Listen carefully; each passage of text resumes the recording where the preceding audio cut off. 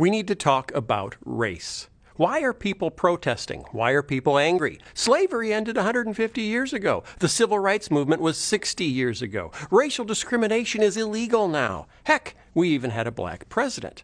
So why are people still upset? We're going to go through history and we're going to look at some data. And we're going to go quickly so this video doesn't get too long. So, hang on. These are two households in America. One is black, the other is white. Today, the average black household has 60% of the income of the average white household, but only 1/10 of the household wealth. Why does that matter? Well, household wealth helps send kids to school, helps launch small businesses, stabilizes loss of income, and helps families survive catastrophic events like divorce or unemployment. What's amazing about this number is that there are lots of extremely wealthy African Americans, movie stars, pop stars, 75% of the NBA, 70% of the NFL, Oprah, Tyler Perry, Ben Carson, Morgan Freeman, and there are a lot of extremely poor white families. Think of Appalachia and other parts of rural America. But even when we factor all that in, the average black household still has only 1/10 the wealth of the average white household. How did that happen? Well, here we go.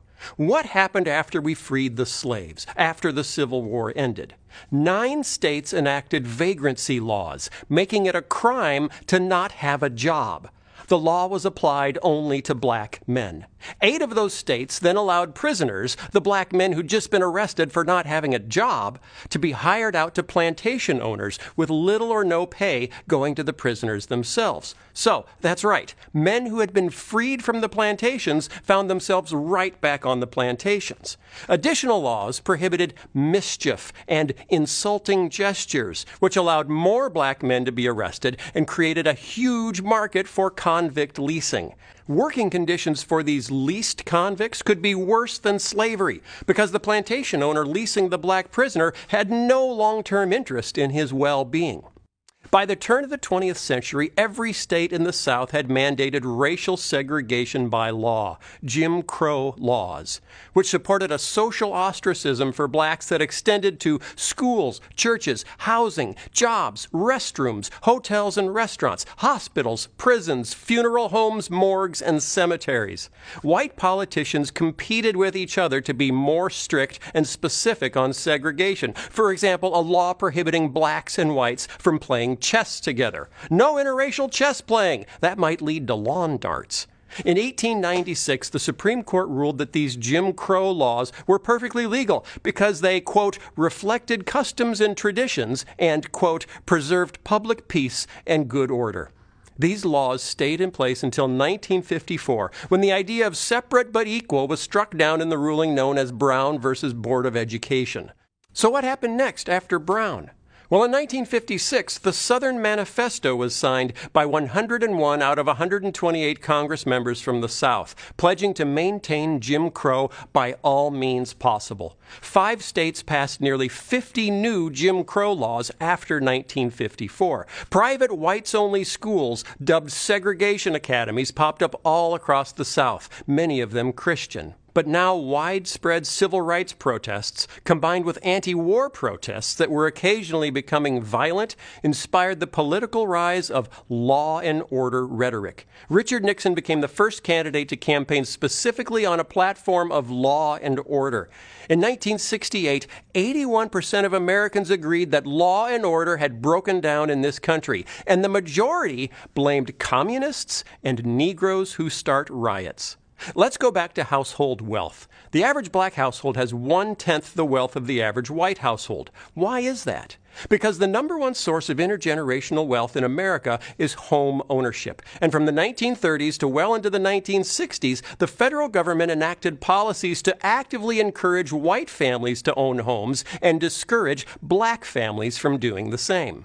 In 1934, the Federal Housing Administration created a risk rating system to determine which neighborhoods were safe investment for federally backed mortgages. Black neighborhoods were deemed too risky, marked off in maps with red ink, in a practice now known as redlining.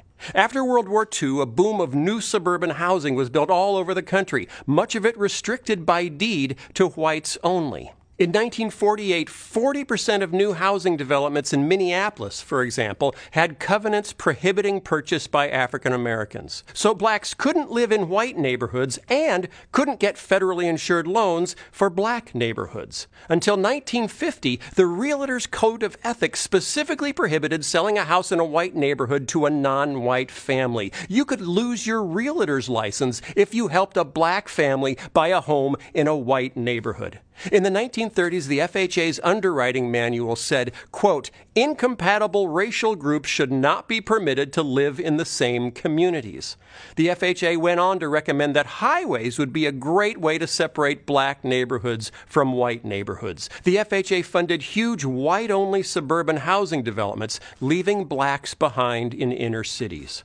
After World War II, the GI Bill provided subsidized mortgages to help millions of men returning from war to buy their first home. While technically eligible for the GI Bill, the way it was administered left 1 million black veterans largely on the outside looking in. In New York and New Jersey, the GI Bill insured more than 67,000 new mortgages. Fewer than 100 of those went for homes purchased by non-whites. In 1947, there were 3,200 mortgages in Mississippi guaranteed by the government for returning veterans. Of the 3,200, only 2 went to black veterans.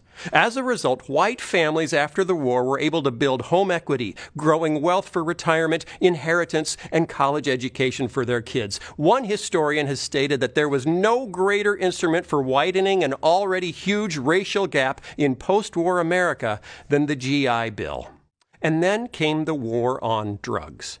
Inner-city blacks were extremely vulnerable economically. The overwhelming majority of African Americans in 1970 lacked college degrees and had grown up in fully segregated schools. In the second half of the 20th century, factories and manufacturing jobs moved to the suburbs. Black workers struggled to follow the jobs. They couldn't live in many of the new suburban developments. And as late as 1970, only 28% of black fathers had access to a car.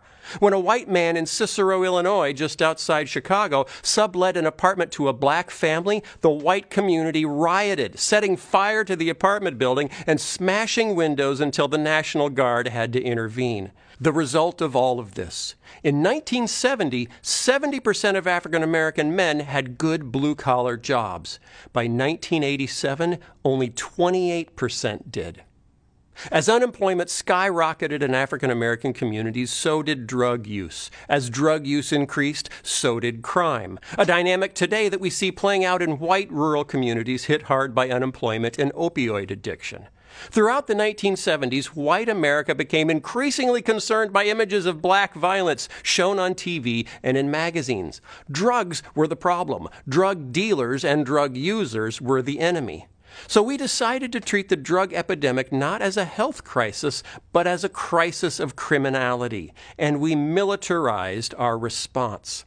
During the Reagan-Bush years from 1981 to 1991, how we invested money in anti-drug allocation completely changed. The anti-drug budget for the Department of Defense went from $33 million in 1981 to more than $1 billion in 1991. The Drug Enforcement Agency's budget to fight criminality and drug use went from $86 million to more than $1 billion. Then we came to the 1986 Anti-Drug Abuse Act, which carried mandatory minimum sentences, much harsher for the distribution of crack cocaine, which was associated with blacks, than powder cocaine, which was associated with whites. Mandated evictions from public housing for any tenant who permitted drug-related criminal activity to occur on or near premises. It eliminated many government benefits, including student loans, for anyone convicted of a drug crime. The 1988 revision set a 5-year minimum sentence for possessing any amount of crack cocaine, even if there was no intent to distribute. Previously, it had been a 1-year maximum sentence for possessing any amount of any drug without the intent to distribute. Now, it might seem like we're picking on Republicans, so now it's time to pick on some Democrats. During the Clinton presidency, the funding for public housing was cut by $17 billion.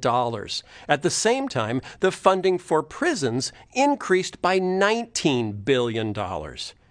The number of Americans imprisoned for drug crimes exploded. In 1980, there were 41,000 Americans imprisoned for drug crimes. Today, there are more than 500,000, more than the entire 1980 prison population.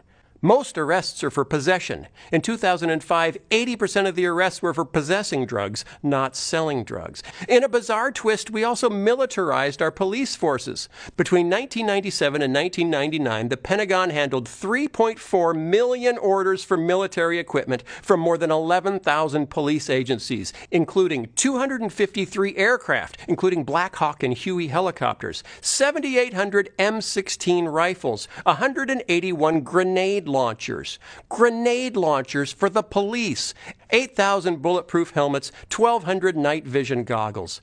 We also changed policing tactics. A no-knock entry is when a SWAT team literally breaks down your door or smashes in through the windows, like in E.T. when the cops come flying in from every direction looking for E.T. So back to Minneapolis. In 1986, Minneapolis SWAT teams performed no-knock entries 35 times.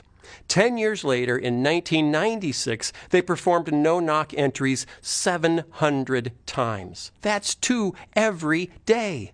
There were financial incentives for arresting more drug users. Federal grants to local police departments were tied to the number of drug arrests. Research suggests the huge surge in arrests from increased drug enforcement was due more to budget incentives than to actual increases in drug use. So what was the result? An explosion of our prison population. In 25 years, the U.S. prison population went from 350,000 to over 2.3 million. The United States now has the highest rate of incarceration in the world. We imprison a higher percentage of our black population than South Africa ever did during apartheid.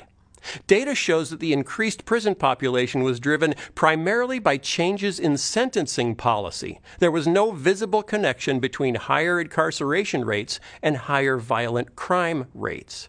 If you are a drug felon, you are barred from public housing. You are ineligible for food stamps. You're forced to check the box on employment applications marking yourself as a convicted felon. A criminal record has been shown to reduce the likelihood of getting a callback or job offer by as much as 50%.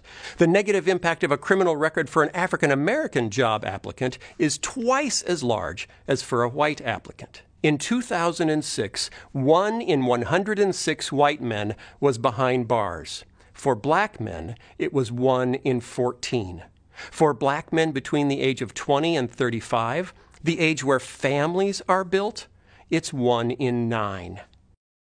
Overall, African Americans and white Americans use drugs at roughly the same rate, but the imprisonment rate of African Americans for drug charges is almost 6 times that of whites. It may be true that there isn't explicit racism in our legal system anymore, but it doesn't mean justice is blind. A law in Georgia permitted prosecutors to seek life imprisonment for a second drug offense. Over the period of the study, this law was used against 1% of white second-time offenders and 16% of black second-time offenders. As a result, 98% of prisoners serving life sentences under this law were black.